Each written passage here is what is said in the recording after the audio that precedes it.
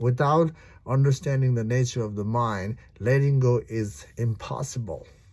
That's why, when things start to resurface again, we get affected by, those things. For example, think one of the scenario in your life that was, a dreadful scenario, a painful scenario, right? Now, when you remember that, aren't you creating that mental drama again? You create a mental narrative. If you invite your past experience, and if the past experience creates inner turmoil in your mind, that means you're not able to let go truly. When you remember things from the past and you're not getting affected by it, then that's the sign that you're able to let go.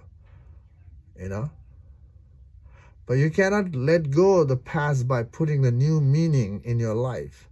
Putting the new meaning is simply a layers you're creating that sealed not to look. We can't do that. We have to remove all the sealed and be okay with nothing. That's the approach to waking up to the truth. So if you have the sealed to not to look onto something, that is simply a resistance to not to look at those things. So we can't do that. So if you're doing that, you have to look into, investigate, why do you have to create that sealed? Why do you have to create that meaning? Not to look to certain things that is, creating so much conflict in your life.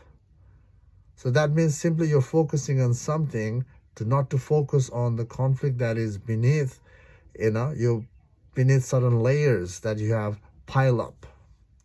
So, just imagine if if the layers are out, if you lose the layers, you're back in the same place again. The conflict will rise again. So, not to get affected mind and be able to let go things in your life is by investigating on your mind. Mind is the one thing, right, that is creating all the scenarios. So enlightenment is about dissolving the mind. So we have to investigate on the mind, tracing the mind backward to its root, and eliminating all belief is the way to successful in letting go of the mind.